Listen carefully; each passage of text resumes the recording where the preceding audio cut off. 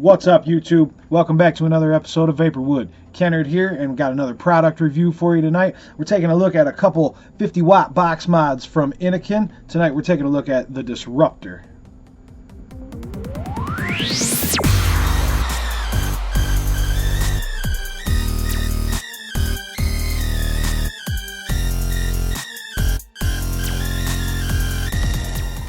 Alrighty, folks, welcome back. Pleasure to be with you again for another product review here on Vaporwood. I am Kennard. Tonight we're looking at the Innokin Disruptor, a little 50-watt mod. It's boxish in style, but it's a bit different. It's got some things going on and some stuff I want to talk about and some things I'm going to show you.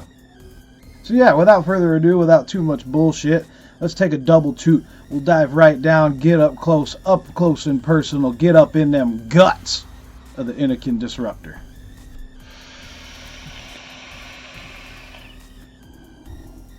Alright guys, I know you're freaking out right now wondering what's going on. We're going to do the up close and personal section a little bit different today. I can show off my sexy green and white Ranger, Power Ranger shirt.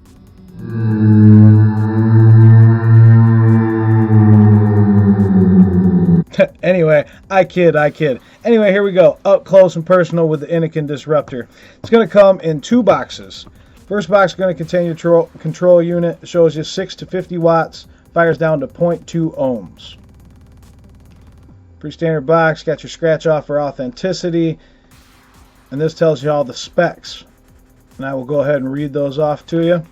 Variable voltage is 3.0 to 7.5 volts in 0.1 volt increments. Wattage mode can be adjusted from 6 watts to 50 watts in 0.5 increments. Has OLEDs, flip screen orientation, has a 15-second safety cutoff, has low voltage warning, short circuit atomizer protection, has pass-through vape while charging technology, and remembers last voltage or wattage settings. And the battery is a 2000 milliamp hour Innokin cell, which is Innokin's Lipo Pack. This is a Lipo battery and micro USB charging. So that's that. That's the box. That's the box for the control unit. This right here is your control unit.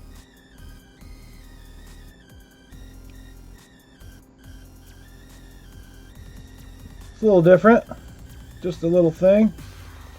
No battery on, so obviously it does nothing. But this is your control unit. This is where your batteries hook on. Here's a magnet that holds your battery in place there. Not too much to it, guys. It's all self-contained, self-enclosed. I mean, you can get into it if you need to. You can unscrew these plates here, the top and the bottom, to get in there if you needed to. But yeah, let's slap a battery on here. Well, first off, we'll show you the battery. This is the battery pack. That's it, guys. This is my pink battery pack. I know my lights make that look, well, I guess it is more of a, it's kind of a reddish pink, magenta pink, but that's hot pink. Sexy. Yeah, that's it. We got rails on here. That's where it slides onto your mod. It slides on from the top, just like so. And the magnet will pull it right there, and then you just kind of press fit it down. I would like this if it clicked. I would rather it click down instead of the press fit. And I go over it later on. This battery will slide around from time to time, and you got to press fit it down. You got to make sure it stays down because it will come up just a little bit there, and that annoys the hell out of me. You got to press it back down. It usually happens when I'm taking it in and out of my pocket. But yeah, so that's what it looks like when it's all together. There's your USB charging with your different lights. I think it's red, yellow, and green. Red needs to be charged, yellow's half power, green is near full charge. And it's also a pass-through, so you can vape while charging as well. So that's another plus. Alright, 3-click on.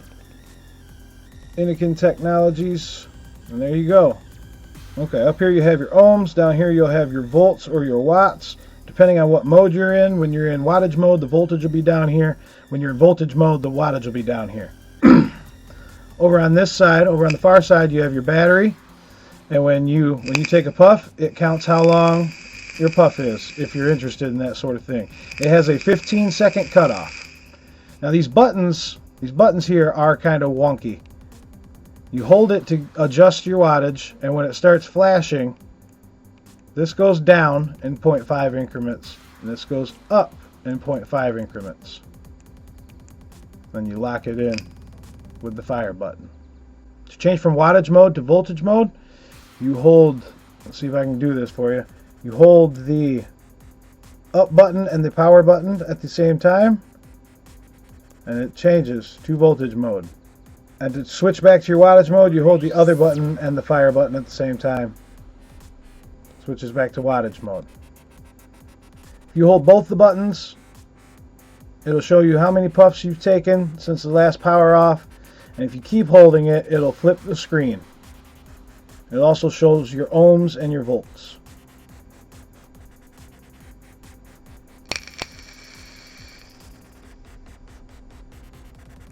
Alright guys, and that's pretty much it. Real quick up close today. There's not a whole lot to show you. Let's go ahead and back out and we'll talk about it. We'll get the pros and cons and we'll get my final thoughts and we'll get on out of here. Alright folks, there you have it. The up close, the ins and outs, the bits and bobs, the guts of the Innokin Disrupter.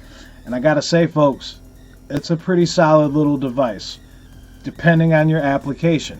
If you build big thick coils, this is not going to be the device for you. Coils that require higher wattages, such as Claptons, fused Claptons, even some twisted wires, if you're using thicker gauge twisted wires, this is not going to have the wattage that you need. But for anybody else that does just normal builds, this is a standard 24 gauge build. It does fire down to 0.2. It works just fine. It's got a little bit of a ramp up time on it, but I imagine, you know, using smaller than 24 gauge wire, the ramp up time is going to be fine. You're going to get a satisfying vape out of it. Check it out.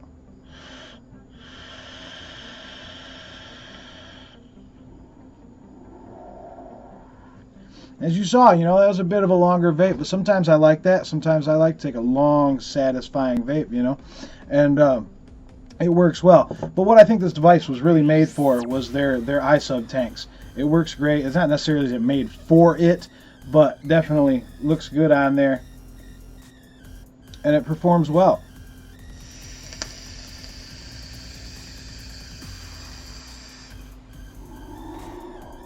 Alright, so what next? Let's do the pros and cons. Let's hit the final thoughts, and then we'll get on out of here.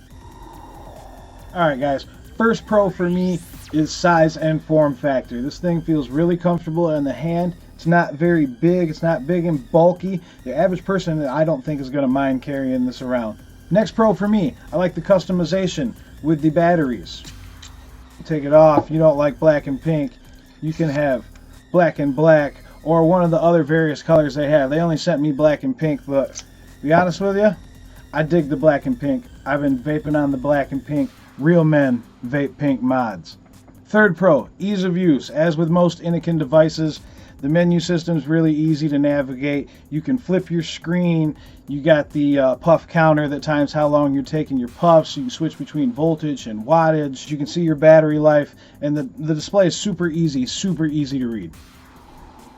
Alright, let's get to these cons, folks. First con for me is it could be the control unit could be a little wider this way, because as you can see, I will have shown this in the up close as well. And it's not so much with this dripper. There's no hang off on this one. But any drippers that are any bigger than the 22 millimeter at all, there will be some hang off, and you will not be able to get these batteries on and off. You'll have to take your dripper off, pop the battery off, and put it back on. I haven't seemed to have any problems with the tanks, like with the iSub tank on there. Comes right off, it's alright. Yeah, like I said, anything like a bigger tank, like that big square 10 mil tank that I have, you put that on there, that's going to cover up where the battery comes off anyway, because it's huge. Next con, I wish that the battery came up from the bottom and connected, because sometimes when I take this out of my pocket, or when I've just been fiddling around or whatever, it'll move up slightly. It doesn't come all the way like disconnected, it'll still fire, but that really bothers me, having to push that down and make it level again pretty often. It comes up pretty often. Another thing I've noticed is that if you're dripping, if you're using a tank, you're not going to have this problem. But if you're dripping, sometimes when I go to put my top cap on, if I have a dripper that's kind of tight to put a top cap on, oh, there it goes. Putting my top cap on, and it slides right down, and the battery comes off. So I got it, and I'm left-handed, so this could be a left-hander's problem. Maybe you righties won't have this issue, but you know, we're not all perfect.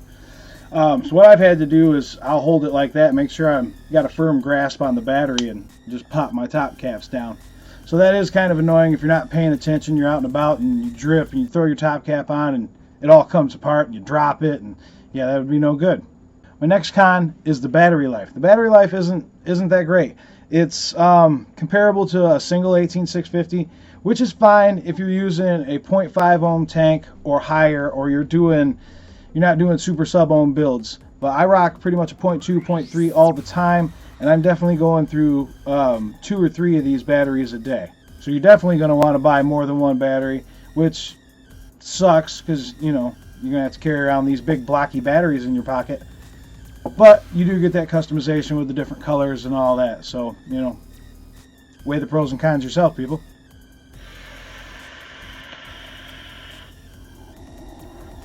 All right, all right, all right. You know what time it is. It's time for them final thoughts. Final thoughts on the Innokin Disruptor. Not a bad device, people. Would I recommend this to my friends? Yes, I would recommend this to the people who are just getting into sub-ohming, who aren't building big crazy coils. I do recommend this to the average vapor. It's a solid device. It works it does what it says it's going to do. I like the interchangeable batteries. I like the different colors for customization. You can personalize this device pretty much to your liking as far as the colors go. The price point isn't bad, guys. I will put a link down below in the description where you can go pick up one of these Innokin Disruptors for yourself and check it out. All right, folks, that's all I have for you tonight. Thank you so much for tuning in to another episode of Vaporwood. And if you like what you saw tonight, hit that thumbs up down below. And if you want to stay up to date with the videos when I post them, go ahead and click this little button down here. You'll get subscribed up and you'll stay up to date with all the videos as soon as I post them. We got giveaways coming up. We got coil builds coming up. We're going to have some special guests coming up. So we got lots of cool things coming for you guys. Make sure you stay tuned.